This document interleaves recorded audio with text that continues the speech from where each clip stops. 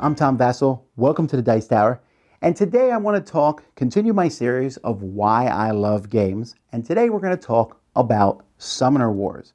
Now, Summoner Wars is one of my favorite games of all time.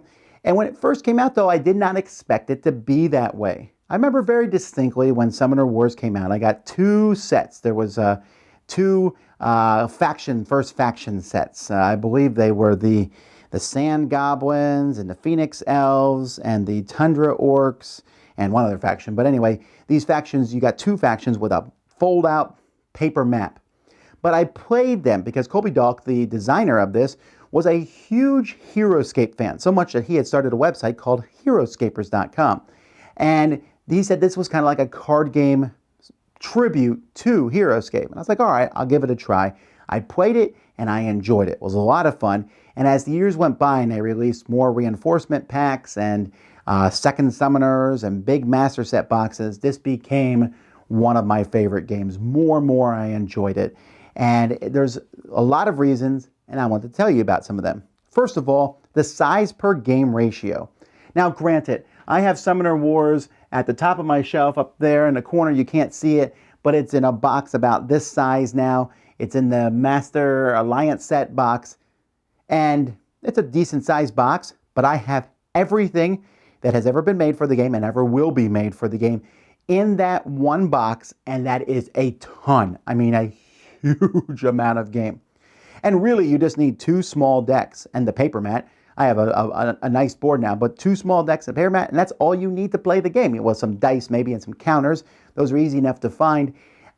Just really, for what is there, you're basically playing a tactical miniatures game, moving around and fighting each other, but you're doing so with cards, and it just really works. It's an entertaining universe. Now, they do some of the standard tropes, right? They have, elves and they have orcs, but they do different things with them. For example, there's two distinct kinds of elves. There's the Phoenix Elves with fire, and, they have the Phoenix, and then there's the Jungle Elves who are running around with animals and stuff. And that's not something you don't normally see. Even the orcs, the Tundra Orcs, these are orcs that are all about ice and everything, and they have a different feel.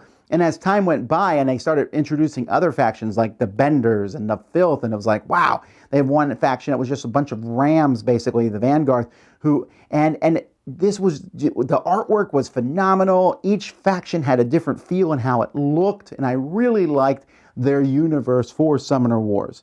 So speaking of that, I really like the diversity. Each deck plays very different. You play the goblins. There's two goblins, the Sand Goblins and the other goblins. The goblins are small, and it feels like they're weak and underpowered, but they're cheap. They're also easy to get out on the table.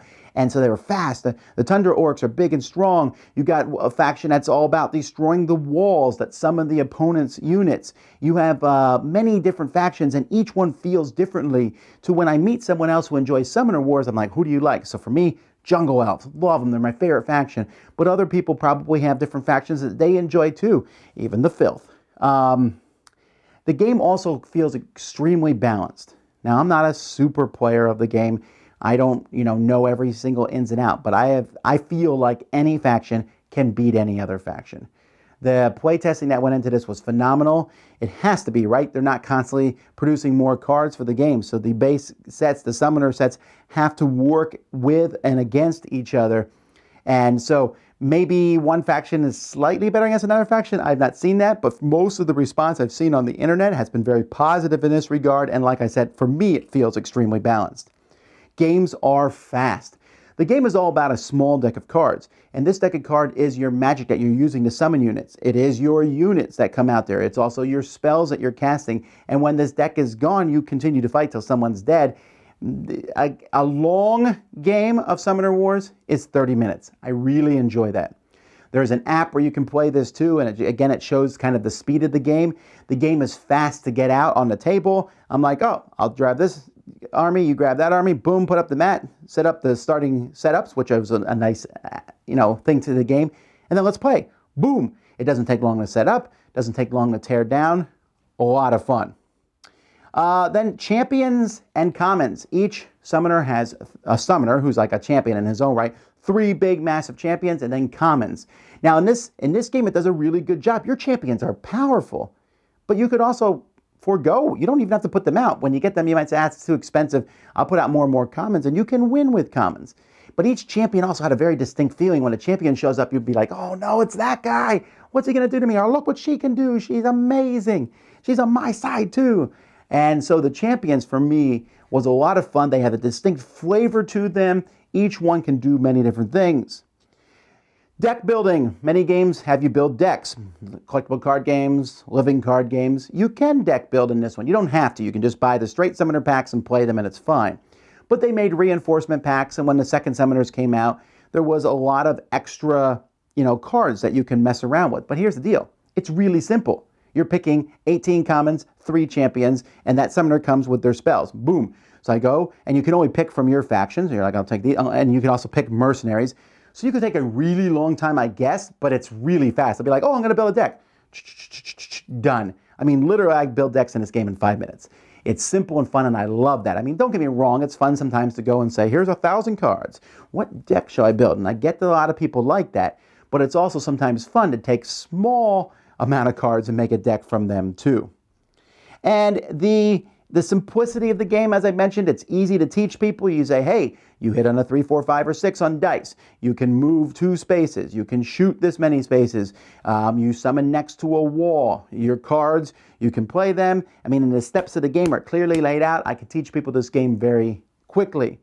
The game also has a nice balance for me of strategy and luck. Obviously, knowing which cards to place and where to play them and who to attack, but also there's luck. I mean, granted, when you roll dice, you'll probably hit because you hit 66% of the time with each die, but things will change that, and sometimes you just get lucky, and I like that, and you get to roll sometimes a chunk of dice.